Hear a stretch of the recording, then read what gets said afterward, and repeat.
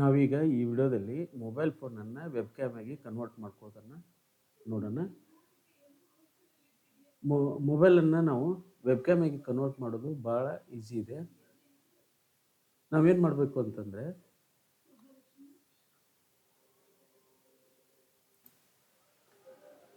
ಮೊಬೈಲನ್ನು web cam ಮಾಡಬೇಕಂತಂದರೆ P C ಅಥವಾ laptop ಮತ್ತು ಮೊಬೈಲ್ದಲ್ಲಿ ನಾವೇನು ಮಾಡಬೇಕು, ಒಂದು ಅಪ್ಲಿಕೇಶನನ್ನು ಡೌನ್ಲೋಡ್ ಮಾಡಿಕೊಂಡು ಇನ್ಸ್ಟಾಲ್ ಮಾಡ್ಕೋಬೇಕು. ಆ ಅಪ್ಲಿಕೇಶನ್ ಯಾವುದು ಅಂತಂದರೆ ಡ್ರೈಡ್ ಕ್ಯಾಮ್ ಅಪ್ಲಿಕೇಶನ್ನು.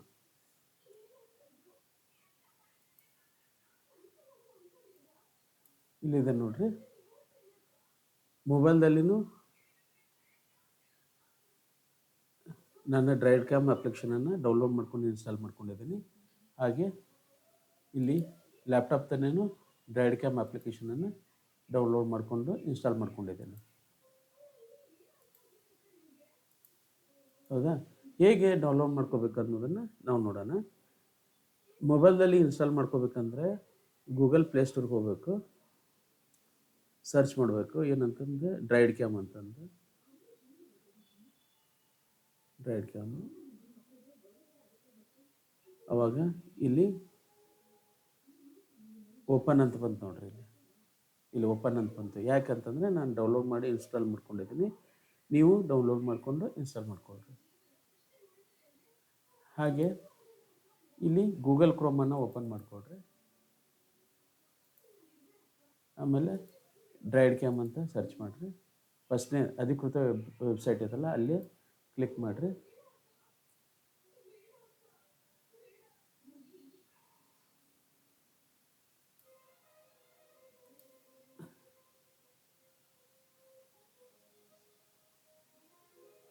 ಇಲ್ಲಿ ಇದೆ ನೋಡ್ರಿ, install the DroidCam client on your computer ಅಂತಿದೆಯಲ್ಲ, ಇಲ್ಲಿ ಕ್ಲಿಕ್ ಮಾಡಿರಿ. ಆಮೇಲೆ ವಿಂಡೋ ಕ್ಲೈಂಟ್ ಅಂತ ಕೇಳ್ತೈತಿ. ಆಮೇಲೆ ವಿಂಡೋ ಸೆಟಪ್, ಇದು ವಿಂಡೋ ಕ್ಲೈಂಟನ್ನು ಸೆಲೆಕ್ಟ್ ಮಾಡಿಕೊಡ್ರಿ. ಅವಾಗ ಡ್ರೈಡ್ ಕ್ಯಾಮ್ ಕ್ಲೈಂಟ್ ಅಂತಂದು ಡೌನ್ಲೋಡು ಸ್ಟಾರ್ಟ್ ಆಕೈತೆ ನೋಡ್ರಿ. ನಾನು ಈಗ ಆಲ್ರೆಡಿ ಡೌನ್ಲೋಡ್ ಮಾಡ್ಕೊಂಡಿದ್ದೀನಿ, ಅದಕ್ಕೆ ಇದನ್ನು ನಾನು ಮತ್ತೆ ಡೌನ್ಲೋಡ್ ಮಾಡ್ಕೊಳ್ಳ, ಇದನ್ನು ಇನ್ಸ್ಟಾಲ್ ಮಾಡ್ಕೊಳ್ರಿ. ಇನ್ಸ್ಟಾಲ್ ಮಾಡ್ಕೊಂಡಾದ್ಮೇಲೆ ನಾವೇನು ಮಾಡೋಣ, ಇವೆರಡು ಅಪ್ಲಿಕೇಶನನ್ನು ಒಂದೇ ವೈಫೈದಿಂದ ಕನೆಕ್ಟ್ ಮಾಡಿ ಓಪನ್ ಮಾಡ್ಕೋಬೇಕು. ಅಂದರೆ ಮೊಬೈಲನ್ನು ಲ್ಯಾಪ್ಟಾಪು ಒಂದೇ ವೈಫೈದಿಂದ ಕನೆಕ್ಟ್ ಮಾಡಿರಬೇಕು. ಈಗ ನೋಡ್ರಿ,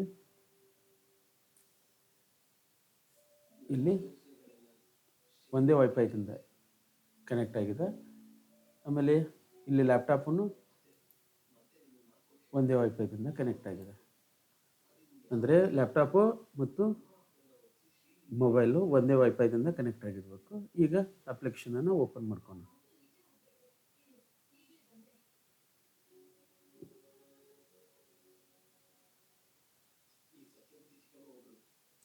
ಓಪನ್ ಮಾಡ್ಕೊಂಡ್ವಿ. ಇದನ್ನು ಓಪನ್ ಮಾಡ್ಕೊಂಡ್ವಿ.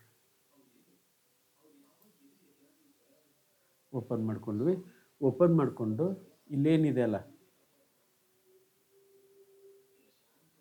ಆ ವೈಫೈ ಐ ಪಿ ಅಡ್ರೆಸ್ ಇದೆಯಲ್ಲ, ಅದನ್ನು ಯಥಾವತ್ತಾಗಿ ಇಲ್ಲಿ ಡಿವೈಸ್ ಐ ಪಿ ಅಂತಿದೆಯಲ್ಲ, ಅಲ್ಲಿ ಎಂಟ್ರಿ ಮಾಡಬೇಕು.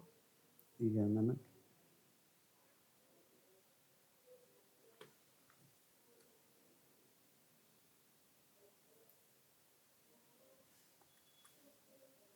ಏನಿದೆ ನೋಡ್ರಿ, ಇಲ್ಲಿ 192 ಅದನ್ನು ಇಲ್ಲಿ ಟೈಪ್ ಮಾಡಬೇಕು.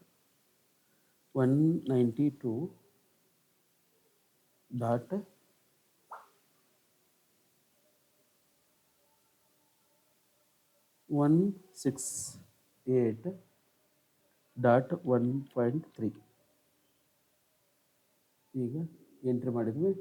ಆಮೇಲೆ ಡಿವೈಸ್ ಡ್ರೈಡ್ ಕ್ಯಾಮ್ ಪೋರ್ಟ್ ಅಂತಿದೆಯಲ್ಲ, ಡ್ರೈಡ್ ಕ್ಯಾಮ್ ಪೋರ್ಟ್ದಲ್ಲಿ ಇಲ್ಲಿ 47 ಐತಿಲ್ಲ, ಇದನ್ನು 47 ಹಾಕಿ ಸ್ಟಾರ್ಟ್ ಅಂದ್ಕೊಡ್ರಿ. ನೋಡಿರಿ, ಈಗೇನಾಯಿತು, ಕನೆಕ್ಟ್ ಆಯಿತು.